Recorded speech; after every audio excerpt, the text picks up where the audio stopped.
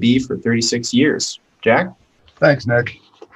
It's those of you who've been paying attention to the Asset Leadership Network for the past several years will remember maybe that last year we created a document called the National Asset Leadership Strategy, and that was in 2019. We called it the NALS for short.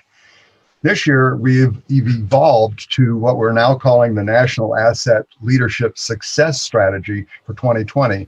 And that's based, the reason we added success in there is because asset management is all about organizations achieving their results through the effective management of their assets. And so we consider achieving an organization's results to be success. And so we thought success would be a nice addition to the title of our initiative. So we're going to be here today talking about what we're calling the Sector Asset Leadership Success Structure. And the term sector is important because as we were thinking about how best to implement this national strategy, we realized that a lot of the organizations that are in charge of the policies related to asset management actually are organized around sector. So that's what led us down this path. But I want to introduce some colleagues from Grant Thornton who've been part of the National Asset Leadership Strategy since the very beginning last year. And the team that's been working with us this past year is going to tell you more about what we've evolved to. And first I'm going to turn it over to Jonathan Schneider, who will take us away. Great. Yep. Thanks for the introduction, Jack. And appreciate you and the ALN team for inviting us to speak today. So my name is John Schneider. I'm manager with Grant Thornton, working in our asset management group, and happy to be back speaking with ALN. So the purpose of today and what I'll be walking you through, and my colleagues from GT, is a document that has two different parts. The first we'll go through fairly quickly, provide some more backgrounds and context on our work last year around the National Asset Leadership Strategy. And the second part we'll go through a little bit more detail, includes a lot of guiding questions and principles to support the development of what we're calling here on the screen, the Sector Asset Leadership Success Structures. So I'll click through here, these slides. So here's just for a little bit more background. So for those who are new to this effort, the sector plans, like Jack mentioned, so this slide provides a little bit more background and gets to the point what Jack was talking about. These sector plans are a continuation of the NALS process from last year that set up a framework for us. And the sector plans is the next step, and we're going to dig deeper into each section. And those plans really evolve over time, but are based on the foundation set by the NALS and the foundation set by ISO 55000. So this slide here really just provides a little more background on the effort. And I'll go through the next few a little quickly so we have some time to dig into the other slides in a little bit more detail. It's really all based around the management system standards, the ISO 55001. And we end this, really thinking, why would we want to adopt the ISO 55001? And it really comes to these benefits that we identified. And so we've identified these few benefits, from informed asset investment decisions to managing risk, to improve stakeholder engagement, better lifecycle asset management. And the goal here is to really have, these are the benefits of the system. We want to make sure that these are integrated into all the sector plans. And so kind of taking a step back and looking at the NALS 2019, it was delivered to, as you'll see on the slides here, delivered to members of several committees and organizations. And we really want to build on that success and that achievement from last year and develop these sector plans and to be able to deliver those to the same individuals and groups this fall. So I know we kind of talked about two different things, and it kind of gets back to the two thrusts of this effort. And the first being the higher level NALS National Asset Leadership Success Strategy document, which will continue to provide build on last year's documents and provide that high level approach to developing a national approach to asset management.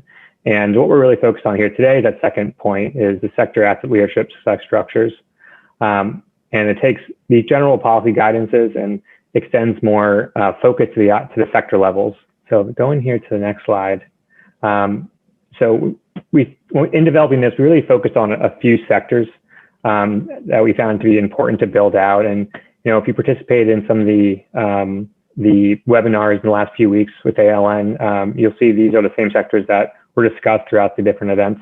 And so these are the ones that we really think would be beneficial to have a more detailed sector plan developed. So really the purpose of these sector plans, getting back to it, I think this bottom one is really the main benefit of it, is using the standards as a proven basis for improvement. And so that's what it really all comes back to, is using the standards of ISO 55000 and then now to kind of dig a little bit deeper into each of these sectors. And it's kind of on top of that is tying that to what we identified as some of the national asset leadership sector objectives. So if you look on the screen here, these 5 objectives are what we really saw as the main purpose of the sector plans. So our hope is that each sector can use the questions that we'll go over later in this document to really meet these objectives and kind of tie everything back to meeting these 5 key objectives of asset leadership. So that's kind of wraps up the first part of this document. It really provides some context and overall background on the whole effort to kind of understand how the sector plans are really building on the work the ALN has done so far with the asset leadership strategy and ISO 55000. It's really that next step in the process to kind of dig into each of these sectors. So I'll walk through a few of the first questions here, then I'll hand off to Spence to kind of continue going through it. So we thought it'd be best to start with kind of the highest level. So we start with defining the sector and understanding the scope and responsibilities of the sector and really the scale. For example, we were talking about this morning, in the law enforcement community, understanding the importance of fleet management has within that community, understanding, the financial impacts decisions within that sector can have on the community. So really upfront defining what the sector is, what's the scope of responsibility, and what's the scale. And then from there, moving to the objectives. So what are the main objectives of this sector? So I know earlier in the slides, we had the overall asset leadership objectives, but here, as you see in the example of water, what are the key objectives within this sector? And kind of laying that out up front and understanding that, that as you build out a sector structure. So I hope that provided a little more context on what the sector asset leadership structures would be. I'll hand it off to Spence here, and he'll continue to walk through the document. Hey, everybody, I'm Spence. I'm an associate that works in the asset management team. So the current state, these are the current state questions, and these questions regard the sector at this point in time. So your national, state, and local election station is 92.7 WGMD, Rehoboth Beach, Del Mar, Berlin, the talk of Delmarva. You're listening to The Sean Hannity Show on 92.7 WGMD, Rehoboth Beach, Whaleyville, the talk of Delmarva. Currently, of these sectors have. I'm WGMD Chief Meteorologist John Weatherby with your WGMD TrueCast Marine Weather Report. Gale warning continues. Coastal waters, west winds around 20 knots, gusting as high as 35. Seas at 2 to 3 feet. Tuesday, northwest winds 10 to 15 knots, gusting to 25. Seas at 2 to 3 feet. And for Delaware Bay, gale warning. West wind 20 to 25 knots, gusting to 35. Seas at 3 to 4 feet. Tuesday, northwest winds 17 to 20, gusting to 30. Seas 2 to 3 feet. Making and actions. But we can't solely focus on the boundaries from the laws and regulations. We need to also focus on what other boundaries there are and the importance to of those boundaries.